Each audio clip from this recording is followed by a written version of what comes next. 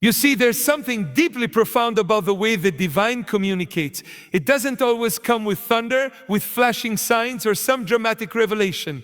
Sometimes it's a whisper, a quiet stirring in the soul, a sense of peace that moves through your body like warm sunlight on a cold morning. And when you felt that about this person, the one you keep wondering about, it wasn't your imagination.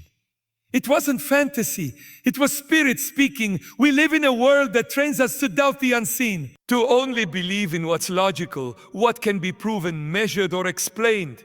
But love, true love, the kind that's authored in the heavens, doesn't always make sense to the mind. It makes sense to the soul. And when you first encountered this person, you didn't just like them, you recognized them. Something ancient in you said, "This is familiar." Something sacred whispered, "Pay attention." And maybe since then, things haven't gone how you expected. Maybe they pulled away. Maybe you drifted apart. Maybe the silence grew louder than the connection once was. And now the mind steps in, trying to override what the Spirit once affirmed. But the truth is, God doesn't give you a word just to play hide and seek with it. He's not cruel. He's not teasing you. If He placed this person on your heart, it wasn't random, it was intentional. You're not obsessed. You're not delusional. You're just deeply aware of something most people ignore, the vibration of divine truth when it passes through you. And yes, you've questioned it. You've probably gone back and forth, asked for confirmation, then more confirmation, then silence. And in that silence, you started to doubt. But it's in the stillness that clarity is born. What you heard wasn't noise. It was knowing, a holy kind of knowing that no human opinion can override. People will tell you to move on, to forget that you misheard. But here's what they don't understand. When God speaks, it doesn't sound like the voices in your head. It resonates in your spirit. It comes with a clarity that no confusion can erase. It doesn't always come with full understanding, but it always comes with peace. That first moment, that undeniable inner certainty, you weren't imagining that. That was your spirit responding to divine alignment before your life even had the space to contain it. And sure, it's hard when nothing in the natural seems to match what you felt in the supernatural. But that doesn't mean you were wrong. It simply means it's not time yet. There's a difference between fantasy and faith, and the difference lies in the source.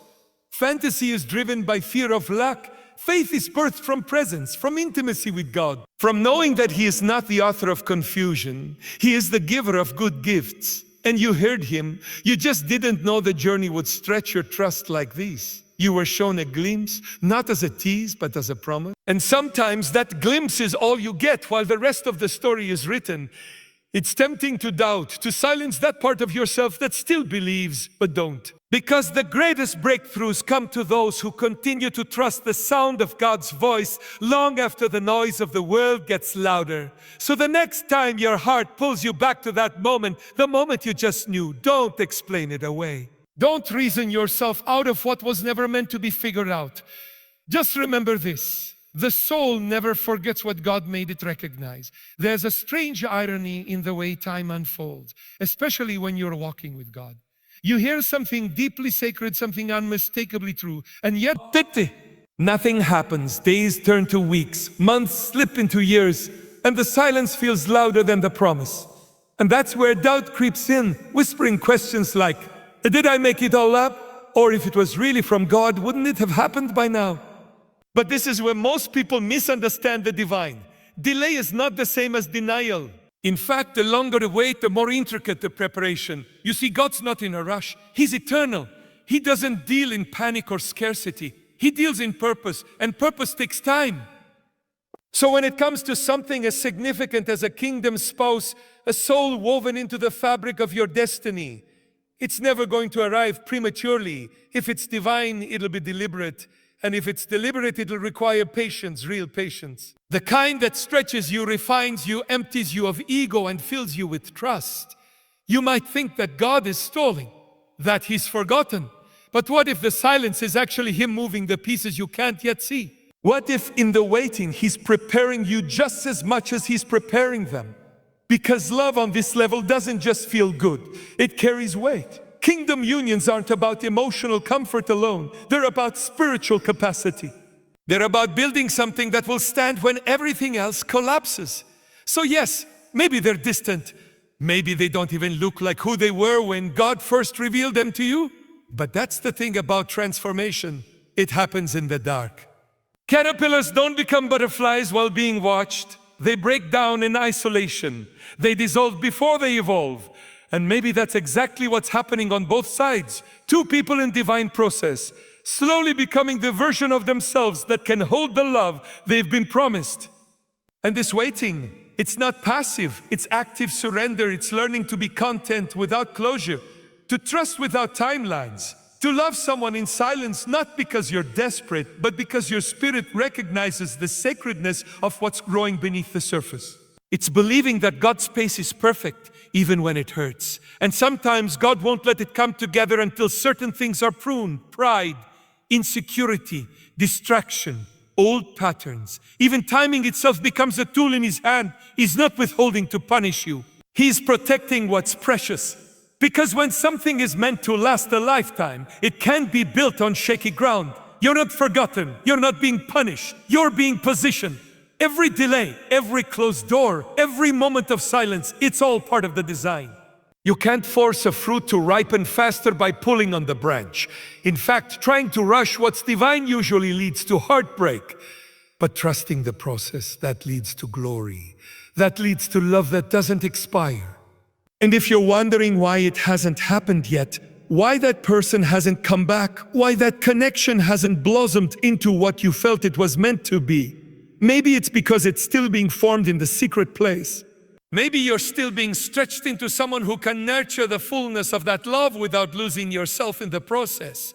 So hold on, not with clenched fists, but with open hands. Let the delay soften you, not harden you. Let it build your faith, not your frustration. Because when it finally arrives, when the timing aligns and the preparation gives way to divine reunion, it will make perfect sense. And in that moment, every second you waited will feel like it was right on time. After all, what is meant for you will not miss you. But it may take the long road to get there, so that when it does, you'll both be ready to stay. It's funny how the signs keep showing up even when you try to ignore them. You tell yourself you've moved on. You convince your mind that maybe you heard wrong. Maybe it was just a feeling. But then, out of nowhere, a name, a song, a place, a dream, a phrase in a conversation, and suddenly they're back in your awareness, not as a haunting, but as a gentle reminder. You didn't imagine that connection. You weren't making it up. Something divine is still breathing beneath the surface. This is how God works sometimes. Not in loud declarations, but in repeated confirmations. Not to confuse you, but to calm you. These signs aren't chasing you.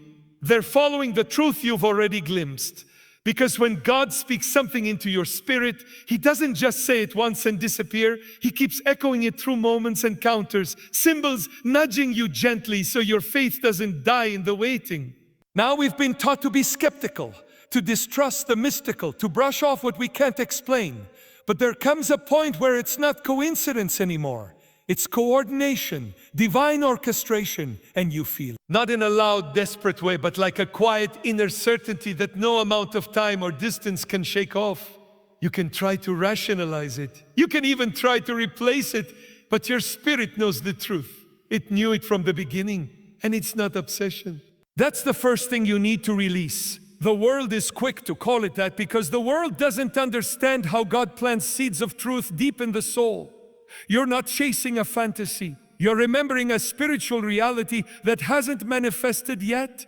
And every time you try to forget it, God allows something small but unmistakably real to pull your awareness back.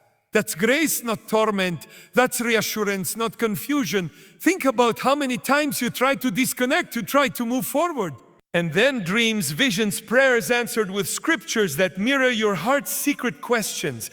And just when you thought it was done, there it is again. A moment that pierces through the noise of life and reminds you, this isn't over. Why? Because God wants you to stay open. Not to pain, not to chasing someone, but to His process, to the unfolding. He knows that sometimes the wait can dim the clarity you once had. He knows that human minds can drown out the sound of divine revelation. So He keeps placing little reminders on your path, not to keep you stuck, but to keep you aligned. It doesn't always mean you'll get a text the next day or run into them at the store. These signs don't always mean immediate breakthrough. Sometimes they simply mean a stay awake, stay tender, stay trusting. Because even though you can't see it, something is still moving. And yes, the heart gets weary. It wants closure, clarity, certainty. But spiritual love doesn't always offer those neatly wrapped answers. Instead, it offers presence. And presence is what allows you to keep loving without losing yourself. To keep believing without breaking under the silence. To keep listening even when you don't fully understand the language. So when those signs come, when you see their name, when they show up in your dreams, when the song that played during your last conversation finds its way into your ears again, don't run from it. Don't panic, just breathe, smile even. Because the same Spirit who whispered it in the beginning is still speaking now, and He hasn't changed His mind. Some things aren't meant to make sense in the moment, they're meant to unfold with time. And the signs are not distractions, they are breadcrumbs from heaven, reminding you that even in the silence, God is still saying, I haven't forgotten what I told you. And if you're still seeing the signs, it's because the story isn't finished yet. There's a kind of beauty that exists only in divine alignment. The kind that doesn't just meet your heart, but meets your purpose. You see, when God ordains a kingdom connection, it's never just about how someone makes you feel. It's about what the two of you become when you're walking side by side. It's not merely compatibility, it's calling. It's not just attraction, it's assignment. And that's what sets this connection apart, isn't it? Somewhere deep inside, you didn't just see them, you saw the future ripple out around them. Not in some romantic daydream, but in this unshakable sense that your lives were somehow meant to move in the same direction. Not only did they carry something familiar to your soul, they carried something that felt essential to your becoming. And that's not something you can explain. It's something you recognize. You weren't drawn to them just for who they are, but for what awakens in you when they're near. You started to see things clearer. You dreamed wider. You loved deeper. Not because they completed you, but because they reflected something God had already placed inside you. And it stirred back to life in their presence. That's not ordinary. That's alignment. And alignment always has purpose. You see, a kingdom spouse doesn't just love your heart, they're knit into your mission. There's a natural harmony that happens when both people are walking in step with God. Your paths don't clash, they converge. Your strengths don't compete, they complement. And it's not about one person fixing the other. It's about each one becoming who they were created to be and then multiplying impact together. It doesn't mean it's always smooth, but it does mean it's anchored. You can feel that even in the separation, even in the waiting. You may not be physically beside each other right now, but something in you still orients you toward them. Like two stars in orbit, held by a gravitational pull that defies distance or logic. That's not fantasy. That's purpose tethered to promise. And if it feels hard right now, if it seems like your paths are going in opposite directions, don't panic. What God joins isn't held together by circumstances, but by covenant. He doesn't just match people for the sake of romance. He matches people because together they reveal more of His nature, more of His creativity, more of His healing than either ever could alone. So maybe the timing is off. Maybe they're still discovering who they are. Maybe you are too. But purpose doesn't expire. Alignment doesn't vanish. It may pause, it may shift, it may require surrender, but it doesn't dissolve. The calling that pulled you toward each other hasn't left. It's simply evolving. And here's what's important. You don't need to force. Divine alignment doesn't demand manipulation. You don't have to chase. You don't have to convince. You simply keep walking in your own assignment. Keep becoming, keep trusting. Because if they're truly part of your destiny, they'll find their way back to your side, not through striving, but through Spirit-led motion. Because what's built on kingdom soil cannot be uprooted by worldly delay. And when the two of you come together again, it won't just be a reunion, it'll be a release. A release of everything God planted in you individually, now ready to bloom collectively. And that kind of love, it doesn't just change two people, it changes everything around them. So when you think of them, when you wonder why your heart still carries them after all this time, just remember, you weren't brought together to fill a void. You were brought together to fulfill a vision. And that vision still lives. It's a strange thing, isn't it? The way the moment something feels sacred, everything around it starts to shake. The moment you start believing in something divine, the storm shows up, not in spite of the connection, but because of it. And that's where most people get confused. They think spiritual warfare is a sign that something is wrong, but often it's the loudest proof that something is right. See, the enemy doesn't bother attacking what isn't a threat. He doesn't waste his energy on anything that won't ripple through generations. But the moment heaven breathes on something, especially something as powerful and transformative as a kingdom union, that's when hell gets nervous. That's when the attacks begin. Misunderstandings, silence, distance, emotional spirals, confusion. Everything that tries to make you question what God already confirmed in your soul. And that's the thing about anointed love. It doesn't come easy. It comes with pressure. It comes with warfare. Because it carries weight. Not just emotional, but spiritual. When two people are called together by God, it's never just for themselves. It's for the healing, the breakthrough, the impact that will pour out through their union. And the enemy sees that. He sees the future fruit and tries to kill the seed. So maybe you felt it. The resistance, the inner battle. One day your spirit feels full of faith. The next you're wondering if you made it all up. One minute there's clarity, the next you're drowning in doubt. That tug of war isn't you being unstable. It's the sign that what you're holding is powerful, and anything powerful must be protected before it is possessed. This is where the real test begins, not just of love, but of vision. Can you still believe what God said, even when everything around you says otherwise? Can you still carry hope without visible proof? Because that's where spiritual maturity is formed. In the middle of contradiction, in the ache of uncertainty. And the enemy knows that if he can make you doubt long enough, you'll forfeit the very thing God destined you to have. But here's the truth. No scheme of darkness can override a word that came from the light. Yes, it's been hard. Yes, it's felt like too much at times. But maybe that's the cost of carrying something eternal. Maybe the reason you've been under such pressure is because what you're carrying has the power to break generational chains, not just for you, but for others who will witness what love looks like when God is the one holding it together. So don't misinterpret the warfare. Don't think that the turbulence means you misheard. In fact, the closer you get to what's real, the louder the resistance often becomes. That's when the fear starts whispering louder. That's when doors seem to close, when people misunderstand you, when the connection feels strained. But remember this, pressure often increases right before breakthrough. And sometimes the enemy doesn't need to destroy the connection, he just needs to discourage you enough to walk away from it. He plants thoughts like, this is too much, maybe I was wrong, maybe I should let it go.